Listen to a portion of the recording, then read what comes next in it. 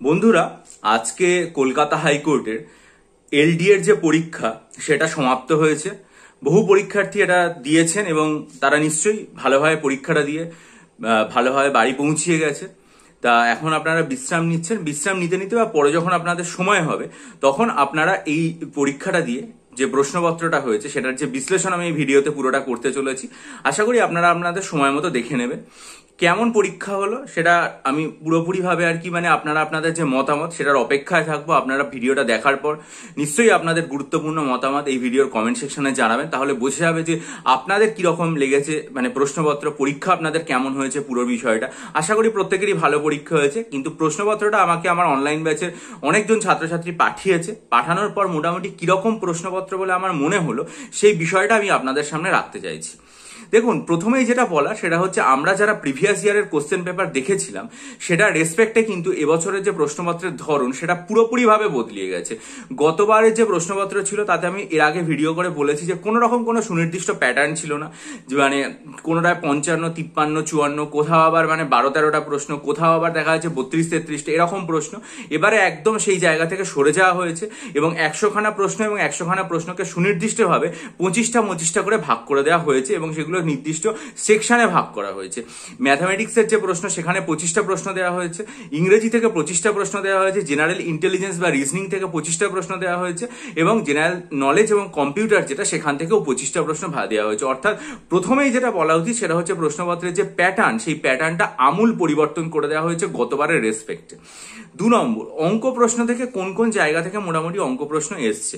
মেনসুরেশনের ক্ষেত্রে রেক্ট্যাঙ্গেলের প্রশ্ন এসছে এরিয়া এবং পেরিমিটার দিয়ে। তারপরে নাম্বার সিস্টেমের ক্ষেত্রে সাম, প্রোডাক্ট, ডিফারেন্সের প্রশ্ন এসছে। পার্টনারশিপের অঙ্ক এসছে। নোটেড ডে ডিনোমিনেশন সেই জায়গা থেকে অঙ্ক এসছে। বোট অ্যান্ড স্ট্রিম থেকে অঙ্ক এসছে। টাইম অ্যান্ড ওয়ার্ক থেকে অঙ্ক এসছে। অ্যাভারেজ থেকে অঙ্ক দেওয়া হয়েছে। তারপরে অনেকগুলো সংখ্যার গুণফল দিয়ে তাদের নাম্বার অফ জিরো সেটা বের করতে দেওয়া হয়েছে। প্রফিট লস থেকে অঙ্ক দিয়েছে। তাৎপর্যপূর্ণভাবে প্রবাবিলিটি থেকে অঙ্ক দেওয়া হয়েছে। মিক্সচার বা অ্যালিগেশন থেকে অঙ্ক দেওয়া হয়েছে। নাম্বার সিস্টেম সেখানে কোশেন্ট থেকে অঙ্ক দেওয়া হয়েছে, রেশিও থেকে দেওয়া হয়েছে।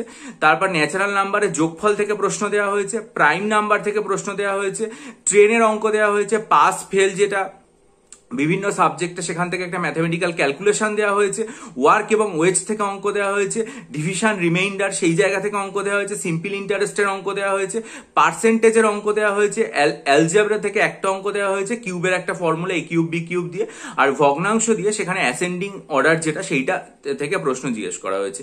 এখন এই অঙ্ক পরে যে 25টা প্রশ্ন দেওয়া হয়েছে সেই 25টা প্রশ্নের মধ্যে যদি তাৎপর্যপূর্ণভাবে দেখা যায় তাহলে যেটা দেখা যাবে সেটা হচ্ছে নাম্বার সিস্টেমের উপর সব থেকে জোর দেওয়া হয়েছে।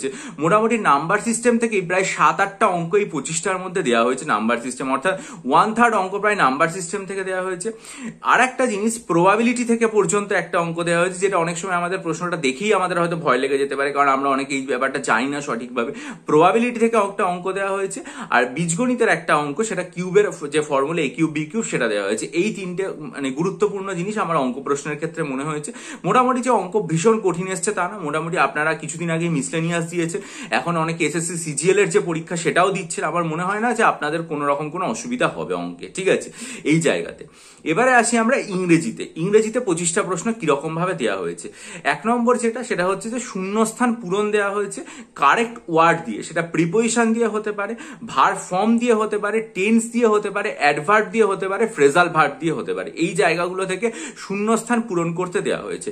তারপরে সঠিক শব্দ, বানান ভুল সেখান থেকে সঠিক বানান সেটা চিহ্নিত করতে বলা হয়েছে। তারপরে এক কথায় প্রকাশ বা ওয়ান ওয়ার্ড সাবস্টিটিউশন থেকে প্রশ্ন জিজ্ঞাসা করা হয়েছে। তারপরে কোথায় ভুল আছে বাক্যের মধ্যে সেই জায়গাটা দেওয়া হয়েছে। সিমিলিস থেকে প্রশ্ন জিজ্ঞাসা করা হয়েছে। কোন ভয়েস আছে একটা বাক্য সেইটা জিজ্ঞাসা করা হয়েছে। সিনোনিম জিজ্ঞাসা করা হয়েছে। নাউনের যে ফর্ম সেটা জিজ্ঞাসা করা হয়েছে। কারেক্ট সেন্টেন্স অর্থাৎ 4টে সেন্টেন্স দিয়ে কোনটা সঠিক বাক্য সেটাকে আইডেন্টিফাই করতে বলা হয়েছে। অ্যান্টোনিম থেকে প্রশ্ন জিজ্ঞেস করা হয়েছে। আর সবশেষে একটা প্রশ্ন দেওয়া হয়েছে, যেটা আমার মনে হয়েছে যে এই প্রশ্নটা যদি জেনারেল ইন্টেলিজেন্স বা রিজনিং এর মধ্যে থাকতো সেটাও হতো, যে একক একটা কোনটা এখানে ম্যাচ করছে না অন্যগুলোর সাথে সেরকম একটা জিনিস জিজ্ঞাসা করা হয়েছে, ঠিক আছে। এখন ইংরেজি প্রশ্নপত্র আমার যেটা মনে হয়েছে সেটা হচ্ছে ফিল ইন দ্য ব্ল্যাঙ্কস, অর্থাৎ বিভিন্ন রকম শব্দবন্ধ যেটা রয়েছে সেটা দিয়ে কিরকম পরিবর্তন সেটা দিয়ে যে শূন্যস্থান পূরণ সেটার উপর সব থেকে জোর দেওয়া হয়েছে। এবং এখানে মোটামুটি 10-11খানা প্রশ্ন শুধুমাত্র এই ফিল ইন দ্য ব্ল্যাঙ্কস থেকেই এসছে। কিন্তু একটা জিনিস এখানে খুব উল্লেখ করার মতো, সেটা হচ্ছে যে এই যে প্রশ্নপত্র সেটাতে যদি কেউ গ্রামার খুব ভালোভাবে না জানে তাহলে কিন্তু ইংরেজিতে এই প্রশ্নপত্রের উত্তর দেওয়া খুব অসুবিধা হতে পারে। যে কারণে আমি আমার অনলাইন ব্যাচগুলোতে প্রিভিয়াস ইয়ারে মানে পিকে দে সরকার বা পিকে মুখার্জি বা পিসি দাসের বই থেকে পুরো গ্রামারের চ্যাপ্টার ধরে ধরে লিখিয়ে দিয়েছি। এবং কেন গুরুত্বপূর্ণ তার উদাহরণ আমি দিচ্ছি, যেমন ধরা যাক একটা মানে পাস্ট পারফেক্ট টেন্স, সেখান থেকে শূন্যস্থান পূরণ করতে দেওয়া হয়েছে। নিদার নরের ক্ষেত্রে কোন বাক্য রয়েছে এবং সেই বাক্যের ভুল কোন জায়গায় রয়েছে সেখান থেকে কোনো একটা ভার্ব ফর্ম তখন তার যে আর কি মানে নাউন রয়েছে তার উপর কিভাবে ডিপেন্ডেন্ট হয়, ঠিক আছে, সেখানে কালেকটিভ নাউনের সাথে ভার্ব ফর্মের কিভাবে পরিবর্তন হয় সেই জায়গা থেকে প্রশ্ন জিজ্ঞাসা করা হয়েছে।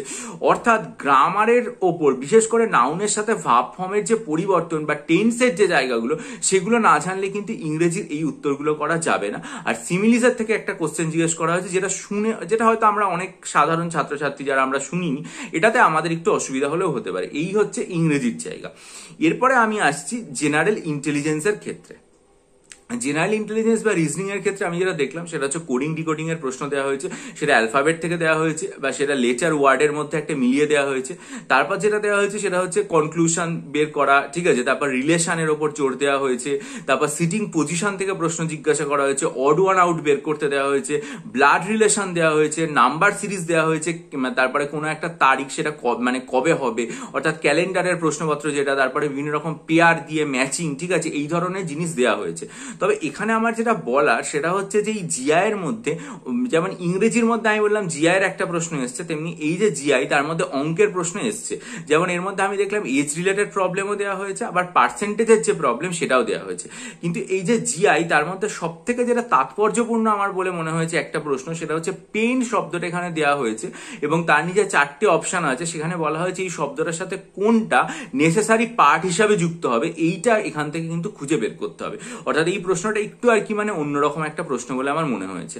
এরপরে আমরা আসি মানে কারেন্ট অ্যাফেয়ার্স। এই কারেন্ট অ্যাফেয়ার্স বলছি জেনারেল নলেজ এবং কম্পিউটারের যে অংশটা, এখান থেকেও 25টা প্রশ্ন দেওয়া হয়েছে এবং 25টা প্রশ্নের মধ্যে সব থেকে যদি জোর তাহলে সেটা দেওয়া হয়ে থাকে সেটা হচ্ছে যে কম্পিউটার টেকনোলজি। আমি বলেছিলাম এর আগের বারের যে প্রশ্ন যে সেখানেতে পলিটিতে প্রচুর জোর দেওয়া হয়েছিল, ঠিক আছে, কিন্তু এবার আর পলিটিতে প্রচুর জোর দেওয়া হয়নি, বরং এবারে জোর যেটার ওপর সব থেকে বেশি দেওয়া হয়েছে সেটা হচ্ছে এই কম্পিউটার এবং টেকনোলজি যে জিনিসটা রয়েছে সেই জিনিসটার উপরে সব থেকে বেশি জোর দেওয়া হয়েছে। আর পলিটির যে প্রশ্নপত্র সেটা এখানে কমে গিয়ে দাঁড়িয়েছে মাত্র 2খানা প্রশ্নপত্রতে রূপান্তরিত হয়েছে, ঠিক আছে। কারেন্ট অ্যাফেয়ার্স থেকে আমি দেখলাম যে 3টে মতো প্রশ্ন দেওয়া হয়েছে, তার মধ্যে প্যারা অলিম্পিক্স এর প্রশ্ন আছে, তারপর হচ্ছে ন্যায় সংহিতার প্রশ্ন আছে, আরো একটা রকম প্রশ্ন আছে। কেমিস্ট্রি থেকে এখানে একটা প্রশ্ন দেওয়া হয়েছে, হার্ড ওয়াটারের প্রশ্ন। ফিজিক্স থেকে ইউনিটের একটা প্রশ্ন দেওয়া হয়েছে আর মানে স্টিফেন হকিংস এর উপর একটা প্রশ্ন জিজ্ঞেস করা হয়েছে। তারপরে ইন্ডিয়ান হিস্ট্রি থেকে জাস্ট একটাই প্রশ্ন দেওয়া হয়েছে একটা জায়গার নাম দিয়ে, সেটা কার সাথে যুক্ত।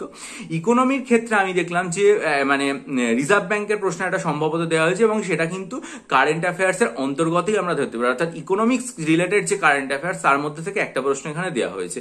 এবারে মানে 2019-এর যে সিঙ্গার সেখান থেকে এটা 2019 বা 20 বা 21 মোটামুটি এই টাইমের ক্ষেত্রে আমরা এটা কারেন্ট অ্যাফেয়ার্স হিসাবেই পড়ে যেতাম, কিন্তু এটা এখন কারেন্ট অ্যাফেয়ার্স থেকে স্ট্যাটিক জিকেতে রূপান্তরিত হয়েছে। যেটা হয় যে পুরোনো দিনের কারেন্ট অ্যাফেয়ার্স দিলে সেটা স্ট্যাটিক জিকে হয়ে যায়, সেখানে একটা সিঙ্গার থেকে প্রশ্ন জিজ্ঞেস করা হয়েছে। বায়োলজি থেকে আমি দেখলাম ম্যামাল রিলেটেড একটা প্রশ্ন এসেছে। ফিজিক্যাল জিওগ্রাফি থেকে এখানে প্রশ্ন জিজ্ঞাসা করা হয়েছে। ওয়ার্ল্ড হিস্ট্রি থেকে অর্থাৎ এই সম্ভবত বোধহয় মানে কোন একটা মানে জায়গার নাম দিয়ে এখানে প্রশ্ন জিজ্ঞেস করা হয়েছে। স্ট্যাটিক জিকের ক্ষেত্রে আমি স্পোর্টস থেকে প্রশ্ন দেখলাম আর সোলার সিস্টেম থেকেও আমি একটা প্রশ্ন দেখলাম, ঠিক আছে। তার মধ্যে এখানে যেটা তাৎপর্যপূর্ণ বিষয় বলে আমার মনে হয়েছে সেটা হচ্ছে এই যে কম্পিউটার এবং টেকনোলজির উপর মানে অত্যন্ত জোর, আইপি অ্যাড্রেস, তারপরে ইউআরএল, ঠিক আছে, এরকম প্রচুর প্রশ্ন কম্পিউটার টেকনোলজি থেকে দেওয়া হয়েছে এবং টোটাল যে 25টা প্রশ্ন তার 1/3 প্রশ্ন কিন্তু এসছে এই কম্পিউটার এবং টেকনোলজির ওপর। অর্থাৎ এখানে হাইকোর্টের পরীক্ষা বলি পলিটির প্রশ্নে সব থেকে বেশি জোর থাকবে এরকম ব্যাপার না, বরং কম্পিউটারের ওপরে এবারে সব থেকে বেশি জোর, বা শুধু কম্পিউটার না, কম্পিউটার টেকনোলজির যে জায়গাটা রয়েছে, ইন্টারনেট টেকনোলজি, এই যে জায়গাটা, সেই জায়গাটার উপরে সব থেকে বেশি জোর কিন্তু এখানে দেওয়া হলো, ঠিক আছে। তাহলে এই হচ্ছে ওভারঅল প্রশ্নপত্র। আর একটা যেটা বললাম যে 2019 বা 2021 সময় আমরা যেটাকে কারেন্ট অ্যাফেয়ার্স ধরতাম সেটা স্ট্র্যাটেজিকের মধ্যে পড়ে যাবে, ঠিক আছে। এই হচ্ছে পুরো ব্যাপার। এবার হচ্ছে প্রশ্নপত্র কেমন হয়েছে, ঠিক আছে। প্রথম কথা যেটা আর কি মানে তাৎপর্যপূর্ণ ভাবে বলা সেটা হচ্ছে প্রশ্নপত্রের প্যাটার্ন মানে আমূল পরিবর্তন হয়ে গেছে গেছে। অনেক সময় যেমন সিজিএল বা সিএইচএসএল এর ক্ষেত্রে সুনির্দিষ্ট নম্বর দিয়ে দেওয়া হয় প্রশ্নপত্রে, এবার বা ডব্লিউবিসিএস এও আমরা দেখেছি নম্বরে ভাগ করে দেওয়া হয় তাকে 25টা করে।